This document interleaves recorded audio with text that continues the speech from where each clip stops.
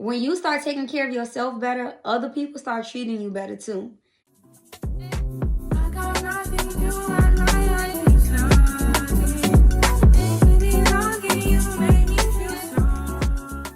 Hey girl, hey, welcome back to Journey with Journey, where we talk about self-love, self-development, growth, and all those things that help us become better for not just ourselves, but for the people that we care about too.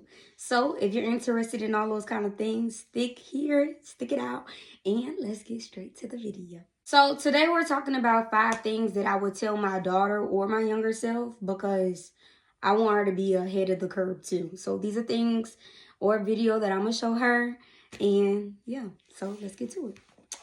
So the first thing is make sure you're choosing people who choose you. When I say that, I mean like if somebody is not calling you and you're the only person calling them, if someone is not texting you to check up on you and you're the only person doing it and all these things, stop.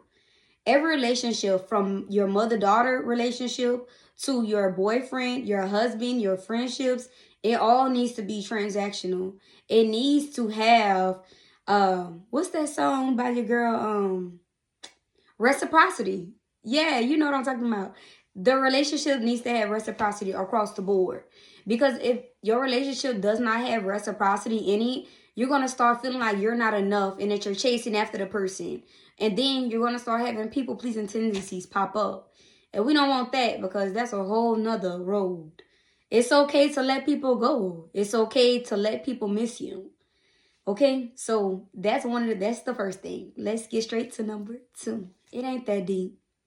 It's not that deep. Like whatever, if it's not a hill you're willing to die on, let it go. It's not that serious. It's not that deep. And I guarantee you, it is not the end of the world. The milk will spill. Just make sure you have a paper towel there to pick it up.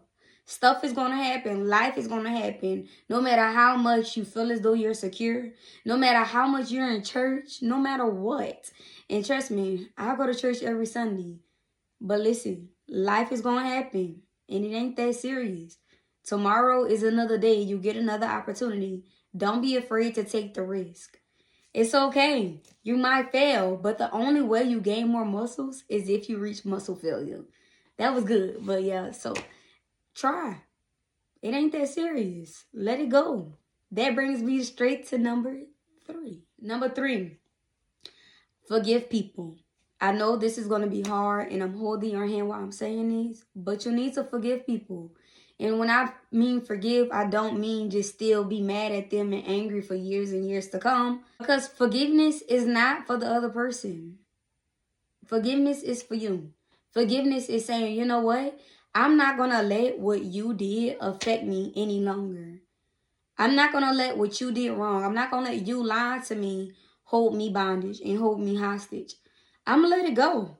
Because if you don't, you're the only person that's going to be held hostage. You're the only person. They're going on by their life. They're going on by their business.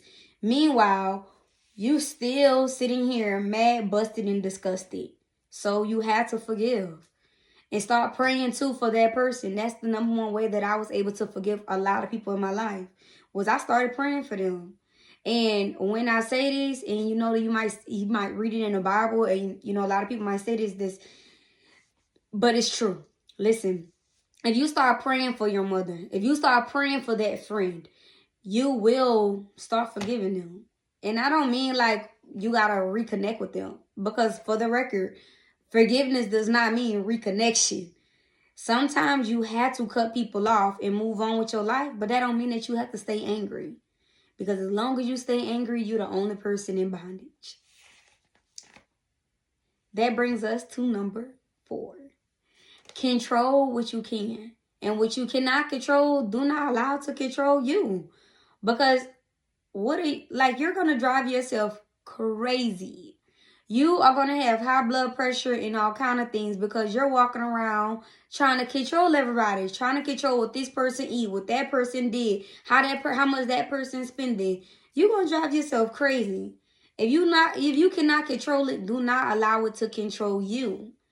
And all of that time and space that you spending, you could pour into yourself. You can't control if someone's calling you. You can't control if your daughter's jumping up and down in the mud. She's a kid. Let her be a kid. Don't try to control every single thing because you are going to drive yourself crazy. You're going to be stressed out. You're going to have high blood pressure. You are going to be going nuts trying to control everybody. Sometimes I just let my daughter run around. And a lot of times now, because my first, I know this off subject, but my first daughter taught me love and my second daughter taught me patience. And she taught me, boo, you cannot control me. But that taught me so much. Like, I learned so much from having my second daughter because she's like the rebel. She's going to do whatever she want to do. They always say your first daughter be the sweet one and the second one be the one that teach you. And I was the second daughter. So I hope I taught my parents a lesson. But anyways, so you cannot try. You're going to drive yourself crazy, boo. Just let it go. I hope this helps. But anyway, you got to let it go. So then that brings us to number 5. I got notes. That's why I keep looking down. But that brings us to number 5. Self-care. This is probably my favorite one to talk about. But self-care is not just for you. It's not just for you. Self-care is going to help you be kinder and be nicer and take care of other people as well. I wish somebody held my hand and told me this when I was young. And I hope my daughter does this, and I see that she's already doing it now, y'all. She already got a whole shower routine. But anyways, self-care, take your time in the shower. It could be going to the gym.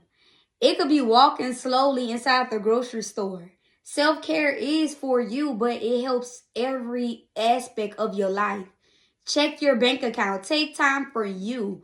Because I guarantee you, if you don't take time for you, nobody else will.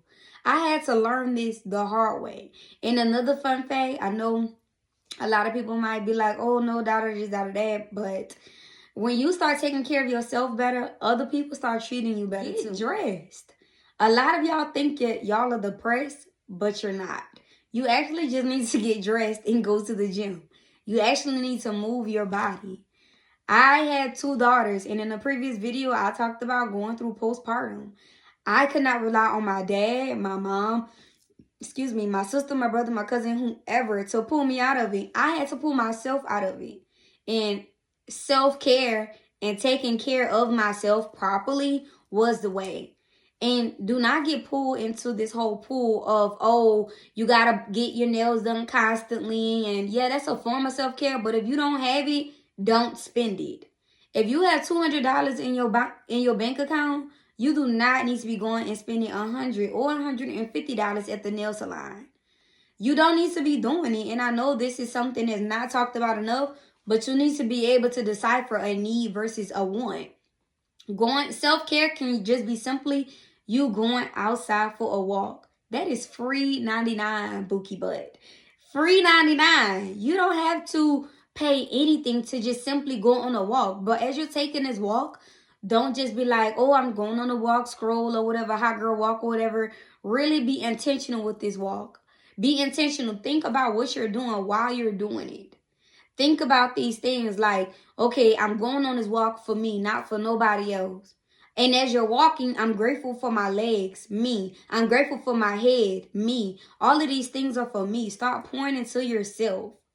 That goes, the same thing with self-care is journaling. Journaling, writing down what you're grateful for every single day. These things help. These things are not just jokes. They're not just things people are trying to get rich on. Oh, girl, that stuff don't work. I ain't doing all that. That's doing too much. Well, you stay mad, bad, busted, and disgusted. Okay? These things, I wish somebody had told me. If y'all want another video like this, let me know. But I'm going to still probably make another one, some more tips. Because that's what this channel is about. Not us just being a blessing to ourselves, but being a blessing and extending the word to other people too. If I discover something that helped me, sharing it too. We don't do no gatekeeping around here. So if y'all know some ways that I help your younger self or help the younger people that are viewing this too, comment below. I hope this helps. Have a great day.